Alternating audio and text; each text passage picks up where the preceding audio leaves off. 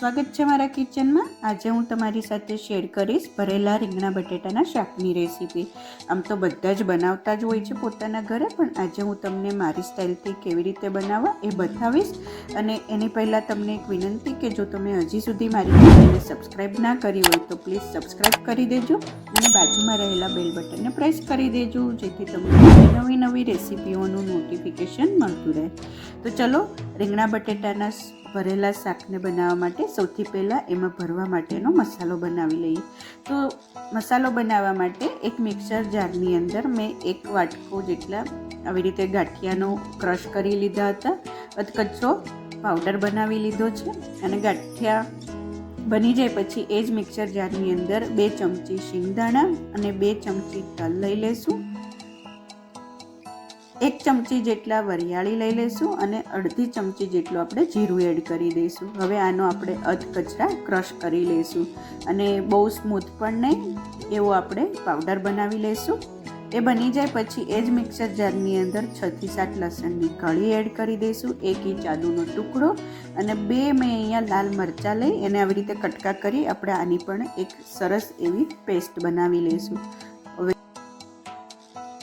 હવે એક બાઉલની અંદર 4 ચમચી આપણે ગાંઠિયાનો પાવડર એડ કરી દઈશું। ગાંઠિયાના પાવડરની જગ્યાએ તમે સેવ, પાપડી, ચવાણુંનો પાવડર લઈ શકો છો અને કંઈ ના હોય તો ચણાનો લોટ પણ ચાલે।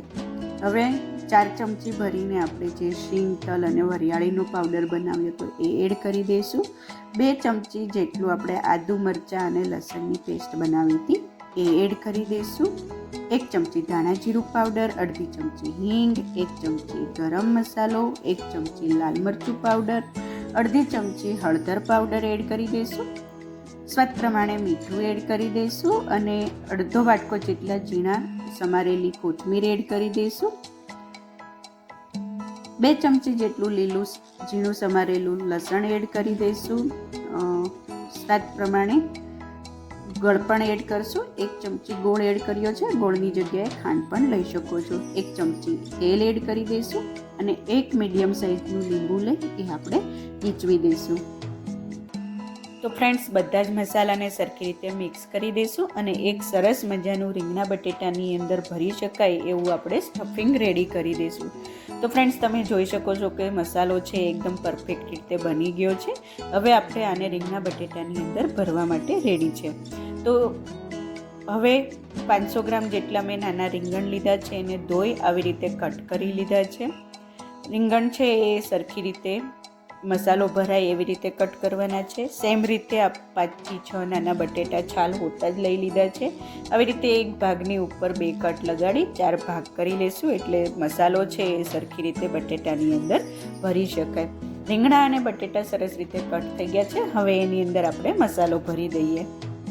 સૌથી પહેલાં આપણે બટેટાને ભરી લઈએ। આવી રીતે હળવા હાથે થોડોક એવો ગેપ કરી લેશું અને અંદર ધીમે ધીમે સરખી રીતે પ્રેસ કરતા જશું અને મસાલો ભરતા જશું। આખા બટેટાની અંદર સરખી રીતે મસાલો ભરાઈ જાય એવી રીતે પ્રેસ કરી દેવાનું, એટલે વઘાર કરતી વખતે મસાલો છે એ છૂટો ના પડી જાય।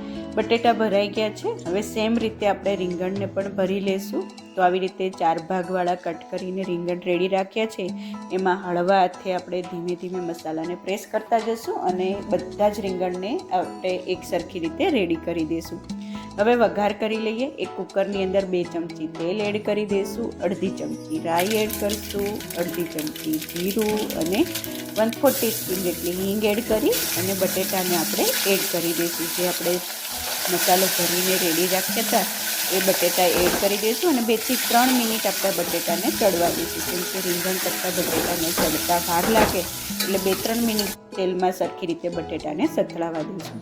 બટેટા સતળાઈ જાય પછી આપણે બધા જ રીંગણ એમાં એડ કરી દઈશું અને હળવા હાથે આપણે સરખી રીતે બટેટા અને રીંગણને મિક્સ કરી દઈશું।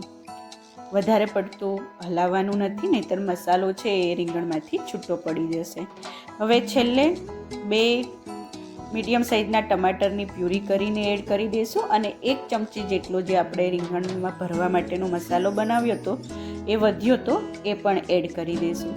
હળવા હાથે મિક્સ કરી દઈશું અને અડધા કપ જેટલું પાણી એડ કરી કુકરનું ઢાંકણ બંધ કરી દઈશું અને ધીમા ગેસે આપણે 2 થી 3 સીટી વાગે એવી રીતે આપણે આ શાકને ચડવા દઈશું.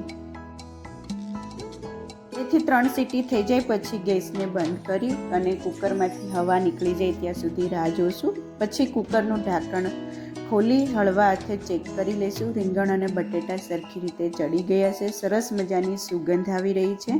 ઉપર આપણે 2 ચમચી જેટલા ઝીણા સમારેલા કોથમીર એડ કરી દઈશું અને હળવા હાથે શાકને મિક્સ કરી ગરમ ગરમ શાકને આપણે સર્વ કરી દઈશું.